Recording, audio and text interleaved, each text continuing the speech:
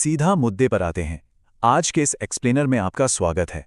अगर आप board exams की तैयारी कर रहे हैं तो आज हम एक ऐसे प्रैक्टिकल डेली शेड्यूल के बारे में बात करने वाले हैं जो आपको बर्नआउट से बचाते हुए सेल्फ स्टडी के लिए टाइम निकालने में मदद करेगा।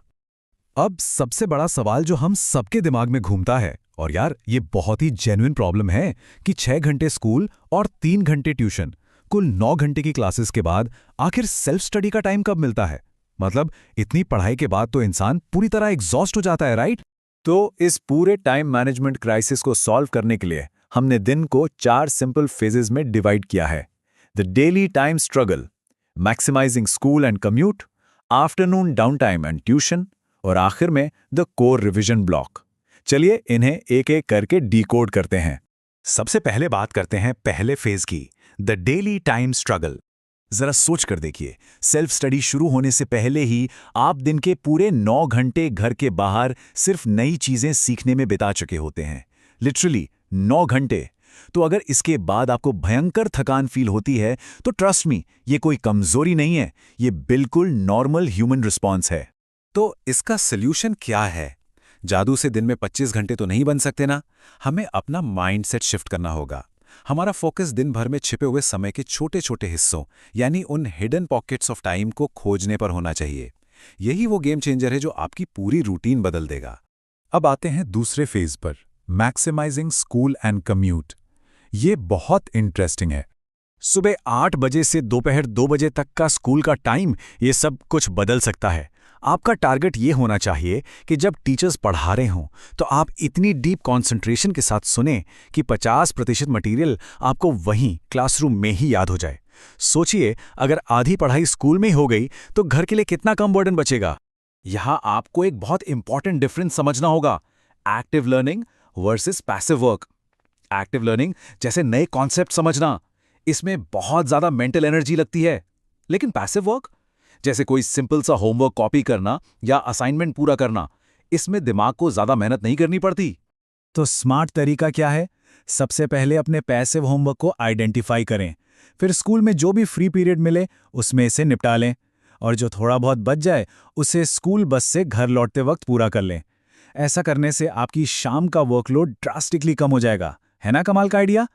चलिए अब तीसरे फेज की तरफ बढ़ते हैं, afternoon down time and tuition. दोपहर 2 बजे से रात 8:30 बजे तक का ये जो टाइम है ना, ये बहुत क्रिटिकल है। 2 बजे लंच और आराम, 4 बजे आपकी ट्यूशन क्लासेस और 7 बजे इवनिंग ब्रेक। ये टाइमलाइन आपके आराम करने और दिन की दूसरी सबसे बड़ी पढ़ाई के ब्लॉक के बीच एक परफेक्ट बैलेंस बनाती है। अब ध्यान से सुनिए, 2 से 4 बजे के डाउन टाइम के दौरान लंच करें और खुद को रिचार्ज करें। लेकिन एक बहुत बड़ी गलती जो सब करते हैं, शॉर्ट रील स्क्रॉल करना, इससे बिल्कुल अवॉइड करें। इसके बजाय कोई लॉन्ग फॉर्म कंटेंट या शो देखें। इससे दिमाग थकता नहीं है, और हाँ, इसी बीच आप अपना बचा हुआ पैसिव होमवर्क भी रिलैक्स करते हुए पूरा कर सकते हैं। और जब आप 4 बजे ट्यूशन जाएं तो वो 50% वाला रूल यहां भी अप्लाई करें। टीचर्स को बहुत ही ध्यान से सुने। यहां की गई अच्छी लिसनिंग आपको रात के रिवीजन में घंटों का टाइम बचा कर देगी। शाम 7 बजे से 8:30 बजे तक ये आपका हार्ड स्टॉप है। यहाँ किताबों से पूरी तरह ब्रेक लेना है। बर्नआउट से बचने के लिए ये बहुत ज़रूरी है। कोई फिजिकल एक्टिविटी करें, डिनर करें, फैमिली के साथ टाइम स्पेंड करें या कुछ लाइट एंटरटेनमेंट एंजॉय करें। ये आपके दिमाग को पूरी तरह से रीसेट कर देगा।